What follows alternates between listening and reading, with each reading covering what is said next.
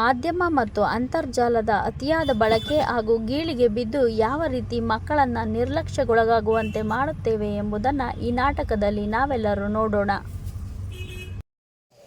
ನೋಡ್ರಿ ಮಕ್ಕಳ, ನಿಮಗೆಲ್ಲರಿಗೂ ಭಾಗ್ಯದ ಬೆಳೆಗಾರ ಪದ್ಯ ನಿಮ್ಗೆಲ್ಲರಿಗೂ ಇಷ್ಟ ಆಯ್ತಾ? ಇದೇ ರೀತಿ ನಿಮ್ಮ ಮನೆಗಳಲ್ಲಿ ಅಪ್ಪ ಅಮ್ಮ ಅಥವಾ ಅಜ್ಜಿ ಅಜ್ಜ ಅವ್ರನ್ನ ಕೇಳ್ಕೊಂಡು ನೀವೆಲ್ಲರೂ ಒಂದು ಜನಪದ ಗೀತೆ ಬರ್ಕೊಂಡ್ ಬರ್ತೀರಾ?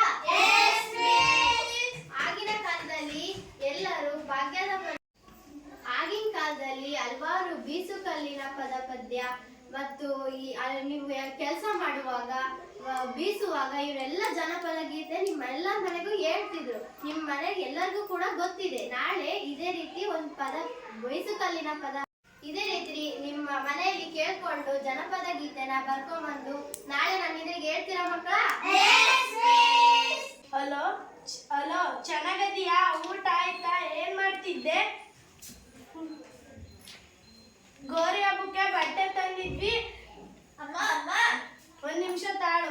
ಅಮ್ಮ, ಇವತ್ತು ನಮ್ಮ ಮಿಸ್ ನನ್ಗೆ ಜನಪದ ಗೀತೆ ಬರ್ಕೊಂಡ್ ಬರಕ್ ಹೇಳಿದ್ರಪ್ಪ. ಅಮ್ಮ ನೀನ್ ಹೇಳಮ್ಮ, ನಾನು ಬರ್ಕೊಡ್ತೀನಿ. ನಾನು ಬಿಜಿ ಅದೀನಮ್ಮ, ನಿಮ್ಮ ಅಪ್ಪನ ಹತ್ರ ಕೇಳು. ಸರಿ ಅಮ್ಮ. ಬಂಗಾರ ಒಡವೆ ಎಲ್ಲ ಮಾಡಿಸಿದ್ದೀರಾ?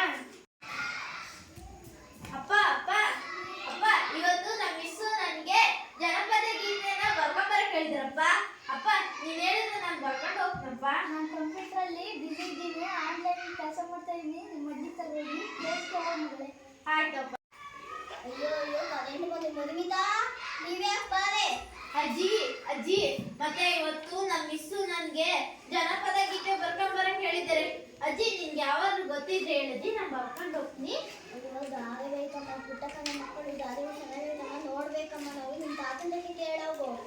ಆಯ್ತಜ್ಜಿ. ತಾತ, ಇವತ್ತು ನಮ್ಮ ಮಿಸ್ಸು ನನ್ಗೆ ಜನಪದ ಗೀತೆ ಬರ್ಕೊಂಡ್ ಬರಕ್ ಹೇಳಿದ. ನಿನ್ ಗೊತ್ತಿದ್ರೆ ಹೇಳ್ತದ, ನಾನು ಬರ್ಕೊಂಡು ಹೋಗ್ತೀನಿ. ನಾನು ಚಿತ್ರಗೀತೆ ಕೇಳಕತ್ತೀನಿ, ಆಮೇಲೆ ಹೇಳ್ತೀನಿ, ಹೋಗವ. ಸರಿ ತಾತ.